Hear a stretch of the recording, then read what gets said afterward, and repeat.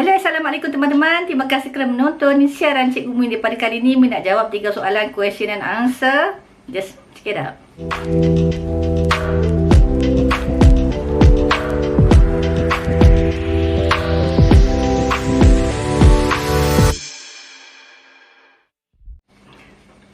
Okey teman-teman, tidak kira di mana anda berada di Kepulauan Nusantara, harapan Umi agar semua teman-teman di luar sana siasat dia baik-baik aja hendaknya, insya-Allah.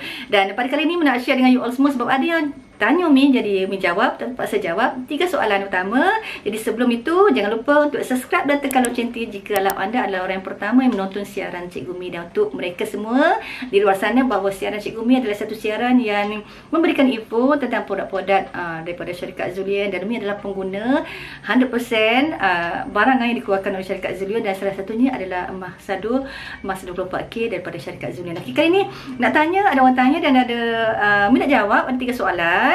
Jadi soalan yang pertama ialah, orang selalu tanya Umi, adakah emas Zulian tu tulen ataupun tidak? Itu soalan yang pertama. Jadi soalan yang keduanya, emas Zulian tu emas apa Okey, dan yang ketiganya adalah berapa berat gramnya emas Zulian. Jadi hari ini Umi nak jawab dengan you all semua.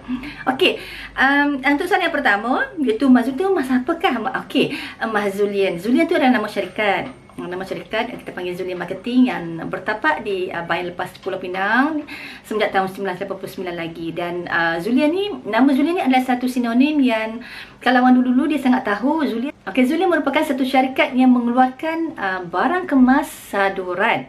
Okey, barang kemas saduran, dan ia bukan nak kata selalunya orang kaitkan ketulinan itu dengan original, yang betul, palsu dan sebagainya. Jadi untuk maklumat semua, ada beberapa jenis emas di Malaysia. Sebagai contohnya, emas original ni selalu kita tertumpu kepada macam 916, emas 99.9 tu kebanyakan orang kita yang panggil tu adalah emas Zulian ataupun emas original. Okey, emas Zulian adalah emas saduran. Okey, sadurannya disadur dengan apa? Dengan emas 24K. 24K ni adalah emas tulen, yang paling tulen. Yang paling tulen, yang disadur setebal 0.5 mikron. Dalamnya adalah solid alloy. Itu kita panggil emas Zulian, adalah emas saduran. Okey. Kemudian soalan yang dia dah jawab soalan yang pertama, kedua, adakah emas Zulian tu emas tulen ataupun macam mana? Dia dah jawab soalan ni kan. Okey, yang ketiganya adalah berapa beratkah emas Zulian? Okey, Zulian ni kita tak kira berat. Kadang-kadang orang tanya berapa gram beratnya. Dan selalunya gram-gram ini dikaitkan dengan emas yang dijual di pasaran sana lah.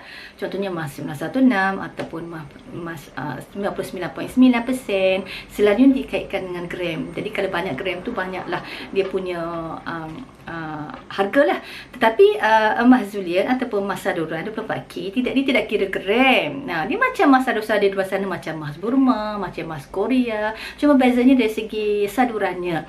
Ada setengah emas tu saya kurang pastilah disadur dengan emas 18K, ada yang disadu dengan 14K. Tapi emas Zulian dia menggunakan emas saduran 24K ataupun emas 10 kat luar sana tu. Kat luar dia, dalam tu adalah solid alloy. Itu bezanya di antara emas Zulian dengan emas saduran lain. Jadi dalam episod yang lepas tu dah terangkan perbezaan di antara emas Zulian dengan emas saduran di luar sana. Ada beberapa perbezaan lah. Jadi teman-teman boleh tengok video sebelum tu. Okey, jadi macam mana kiranya tu? Berat tu macam mana? Tak, dia tak kira berat, dia kira harga. Dia datang komplit macam ni dah, berapa dah harga dah. Jadi panjang dia tak kira lah, kadar setengah. Kalau yang kat luar sana, di pasaran sana, kalau lebih panjang lebih mahal. Tapi ni tidak, dia saiz. Contohnya dia ada saiz kalau macam ni kan, dia ada saiz dia lah 16,5, 17,5. Yang paling panjang 19 atau 20 cm. Jadi harganya sama saja.